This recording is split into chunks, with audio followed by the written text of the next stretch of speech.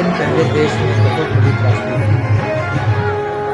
हमारे मुख्यमंत्री ने उसको हादसा या षड्यंत्र कहकर संबोधित किया, जो कि किसी हद तक सही नहीं लगता। लेकिन सवाल इस बात का है कि किस तरह से लोग तथाकथित संतों बाबाओं के चक्कर में क्यों पड़ते हैं, जबकि एक सर्वमान्य बात है कि जो सच्चे साधु संत हैं वो अपने अखाड़ों में रहते हैं, अपने आश्रम में रहते हैं और दुनियादारी की भीड़ भाड़ से दूर रहते हैं। फिर ऐसे क्या कारण है, किस वजह से लोग इनके चक्कर में पड़ते हैं? और ये भगदड़ भी कोई पहली बार नहीं हुई है, पहले भी कई बार हो चुकी हैं। मैं किसी भगदड़ का समर्थन नहीं कर रहा हूँ, लेकिन इस तरह के लोग चक्कर में पड़कर क्यों अपना जान और अपनी गृहस्थी को बर्बाद करते हैं, उजाड़ देते हैं? देखिए, इसमें 3 बातें मुख्य हैं। पहली बात तो ये, तथाकथित भोले बाबा आज से नहीं, पिछले 20 सालों से सत्संग कर रहे हैं और उनके सत्संगों में 2 से 2.5 लाख, 3 लाख, 4 लाख तक उनके सत्संगी आते हैं। ये बात किसी से छिपी हुई नहीं है। अगर ये प्रशासन कहता है कि हमें नहीं पता था, तो वो उसकी बात को माने नहीं रखती। नहीं, ये तो केवल अपना तल्ला झाड़ने वाली बात हो, क्योंकि प्रशासन को यही हर छोटी छोटी बात पता होती है क्या हो रहा है। वो कहे कि इतने बड़े आयोजन को उसको पता नहीं है। नहीं, आयोजन का तो पता होगा। नहीं, आयोजन में कितनी भीड़ इकट्ठी होगी आयोजन ये ना पता हो, ऐसा हो नहीं सकता। उन्होंने 80,000 की वो करी थी, लेकिन उसमें सबसे बड़ी बात ये है, ये कहना कि उन आयोजनों में जो स्थानीय पुलिस अधिकारी हैं वो भी सत्संग में अंदर नहीं जा सकते हैं और उनकी भी कोई जिम्मेदारी नहीं होती है। सारी जिम्मेदारी जो है वो सत्संग के आयोजक या उनके सेवादार ही निभाते हैं। ये चीज़ जो है, ये ही होने से ये कांड हुआ। तो क्या सत्संग करने वाले जो बाबा या जो भी हैं वो पुलिस प्रशासन से ऊपर हो गए? अरे भाई, सत्संग करने वाले बाबा पुलिस प्रशासन को क्या समझते हैं? जब उनके क्षेत्र में जहाँ भी सत्संग होता है वहाँ के तथाकथित नेता, राष्ट्रीय स्तर के नेता भी उनके सत्संगों में भाग लेने जाते हैं। आज तक किसी नेता ने या प्रशासन के किसी व्यक्ति ने ये बात नहीं उठाई। क्या उन्हें दिखाई नहीं पड़ रहा था क्या कि इनके सत्संगों में इतनी भीड़ आती है और जो कभी भी दुर्घटना हो सकती है? और इसे ये कह देना कि इसमें कोई षड्यंत्र है, तो मैं इसे नहीं मानता। षड्यंत्र कैसे हो सकता है? षड्यंत्र का तो सवाल ही नहीं उठता है। हाँ, ये है, हादसा हुआ और उस हादसे के मेन जिम्मेदार 3 लोग हैं। एक तथाकथित बाबा, एक वो आयोजनकर्ता और सेवादार, और तीसरा लोकल प्रशासन। लोकल प्रशासन को उनके सहारे पे ही सुरक्षा व्यवस्था नहीं छोड़ देनी चाहिए थी। अगर लोकल प्रशासन ने सुरक्षा व्यवस्था उनके ऊपर ना छोड़ के अपने ऊपर ली होती तो ये शायद नहीं होता। लेकिन वहाँ का प्रशासन कहना है कि बाबा के सेवादारों ने जो ब्लैक कैट और ऑरेंज कैट लेके रहते हैं, उन्होंने पुलिस वालों से बहस करके उनको पीछे कर दिया और खुद घेर के खड़े हो गए। भाई, तो आप इसका मतलब फिर पुलिस प्रशासन कहाँ रहा? मैंने यही बात कही थी। फिर तो पुलिस प्रशासन नहीं रहा ना। मैंने यही बात कही कि क्या तो पुलिस प्रशासन से ऊपर हो गए? अरे तो वो ऊपर नहीं हो गए, हम नीचे हो गए। हम नीचे हो गए। आपने कैसे छूट दे दी उन्हें? प्रशासन ने उन्हें ये छूट कैसे दी? आज प्रशासन ये कहने के लिए क्या कह रहे हैं कि हम जिम्मेदार नहीं हैं, और जिम्मेदार कौन है?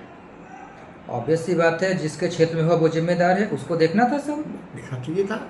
और आप दूसरों के सिर पे ठीकरा फोड़ते जा रहे हैं। नहीं, और ये- सबसे बड़ी बात है, जो मुख्य सेवादार है आपको उसका आता ही पता नहीं कहाँ है वो। नहीं, उस घटना के बाद से बाबा का भाग जाना, आयोजकों का भाग जाना, सेवादारों का भाग जाना, ये दर्शाता है कि वो कहीं न कहीं से गिल्टी हैं।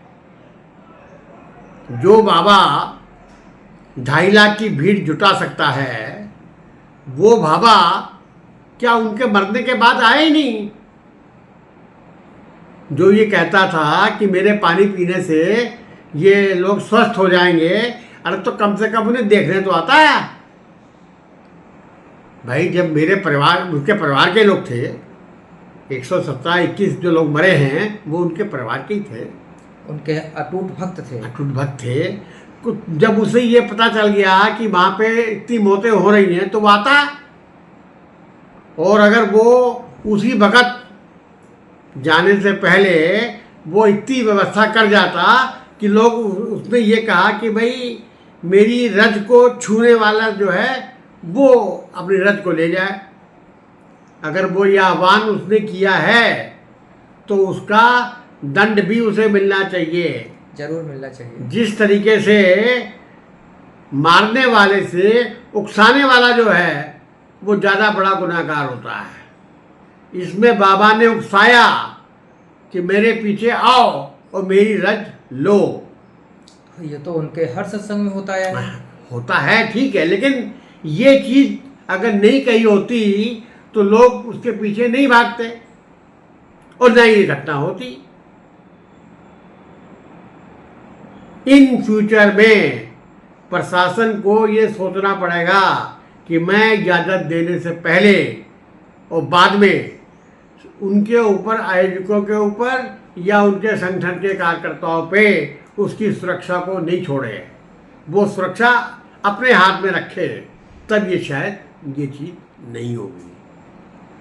तो ठीक है, लेकिन जो अपुष्ट खबरें हैं वो बताती हैं 150 से ऊपर, लेकिन जो सरकारी आंकड़े वो 121 की संख्या बताते हैं मृतकों की, जिनमें से जिसमें सिर्फ 7 पुरुष हैं, बाकी सब महिलाएं और बच्चियां हैं। उनकी मृत्यु का जिम्मेदार किसे ठहराया जाए? और कोई भी जिम्मेदारी लेने को तैयार नहीं है, सब एक दूसरे को उलिझ रहे हैं। उसके जिम्मेदार 3 लोग हैं। एक वो बाबा जिसने ये आह्वान किया कि मेरी रज को जो है वो आप लोग घर पे ले जाइए तो उससे आपको सब दुख दर्द दूर हो जाएंगे। दूसरे वो सेवादार और आयोजक जिन्होंने ये जिम्मा लिया था कि यहाँ पे कोई अव्यवस्था नहीं होगी। तीसरे वो प्रशासन जिन्होंने परमिशन दी और परमिशन देखने के बाद उनकी सुरक्षा को ना देखते हुए उन्होंने जो है सारा काम तो उन पर छोड़ दिया, खुद साइड में होकर के तमाशा देखते रहे। ये 3 लोग जिम्मेदार हैं।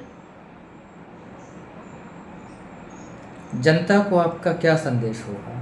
जनता का संदेश ये है कि जनता इस तरीके के बहकावे में ना आए, और खासकर महिलाएं, क्योंकि हमारे देश में ज़्यादातर महिलाएं ही मरती हैं, आदमी नहीं मरता। तो आदमी इतना पागल नहीं होता जितनी महिलाएं पागल होती हैं जी। इन्हें ज़्यादा स्वर्ग चाहिए होता है। आप रिकॉर्ड उठा के देख लीजिए, जहाँ मंदिर में भी तो क्या, और भी कुंभ मेले में भी तो क्या, जहाँ पर ये घटनाएं होती हैं वहाँ पे मरने वालों की संख्या महिलाओं की ही ज़्यादा होती है। महिलाओं को भी बजाय आस्था को अंध आस्था बनाने के तर्क शक्ति का और अपने परिजनों की बात को सुनते हुए चलना चाहिए। उन्हें इतनी भीड़ में नहीं जाना चाहिए। अगर भीड़ में जाएंगी तो ये दुर्घटनाएं हादसे होते रहेंगे, इसे कोई नहीं रोक सकता। हाँ, प्रशासन को ये जरूर चाहिए कि वो स्वीकृति देते समय इस बात का, और जब कार्यक्रम हो उस वक़्त वो मुस्तैदी से वहाँ पे ये चीज़ देखे कि कार्यक्रम सही हो रहा है या कोई इसमें गड़बड़ी हो सकती है। दो चीज़ें प्रशासन को और ध्यान रखनी पड़ेंगी। एक जब भी कोई कार्यक्रम की अनुमति होती है तो कम से कम उसका पिछला हिसाब देख लें कि उसके कार्यक्रम में किस तरह की संख्या रही, और दूसरा ये कि कोई भी बाबा का सेवादार वो प्रशासन से ऊपर नहीं होना चाहिए कि सब सेवादार पीछे कर दें, पुलिस पीछे हो जाए, ये चीज़ नहीं होनी चाहिए। ये तो गलती प्रशासन की है, इसमें कोई दो राय थोड़ी है। प्रशासन ने भी माना है इस बात के लिए कि हमसे 80,000 की परमिशन ली गई और वहाँ पे 2.5 लाख लोग इकट्ठा थे, तो प्रशासन ने उनके खिलाफ क्या किया और उन 2.5 लाख लोगों के लिए क्या अपनी वो व्यवस्था करी ताकि वो सुरक्षित वहाँ से निकल सकें और सुरक्षित वो सुन सकें। ना निकलने की व्यवस्था थी, ना स्वास्थ्य की व्यवस्था थी, ना पानी की उचित व्यवस्था थी इतने लोगों के लिए। सारी व्यवस्थाएं थी भाई, सारी व्यवस्थाएं थी, सारी व्यवस्थाएं तो इन्हें ही करनी चाहिए। और मैं तो यहाँ तक कहता हूँ, सरकार जो व्यवस्था कर रही है कि 4 लाख रुपए मरने वाले को और 1 लाख रुपए घायल होने वाले को, ये सारा दंड जो है ये बाबा पे और उस संगठन पे, आयोजकों पे होना चाहिए। उन्हीं से ये पैसा वसूल करना चाहिए क्योंकि कर्म तुमने किए हैं, जो हादसा तुमने किया है, तो इसका जिम्मेदार भी तुम ही हो, तुम ही उसको भरोगे। ये पैसा उन्हीं से वसूला जाना चाहिए। और बाबा ने तो वहाँ पे लौटना तक गवारा नहीं समझा। जिसके लिए लोग मर गए उस आदमी ने खेद प्रकट करा तो वो भी किसी वकील के मार्फत करा, खुद की भाषा में नहीं, खुद की आवाज़ नहीं दी। अरे वो खुद आता उस टाइम, तुरंत वापस आता और देखता क्या हो रहा है, जो उसकी ड्यूटी थी। और जनता को भी ये समझना पड़ेगा कि जो इतने लोगों के मरने के बाद भी गायब है, हाँ, नदारद है, इसका मतलब क्या है? तो इसकी सच्चाई क्या होगी जनता खुद सोच ले। इसका मतलब तो है कहीं न कहीं बाबा और जो उनके सेवादार हैं और जो आयोजक हैं वो कहीं न कहीं गलत हैं और उनका दंड उन्हें मिलना चाहिए ताकि भविष्य में ऐसे बाबाओं पे और ऐसे संगठनों पे रोक लग सके।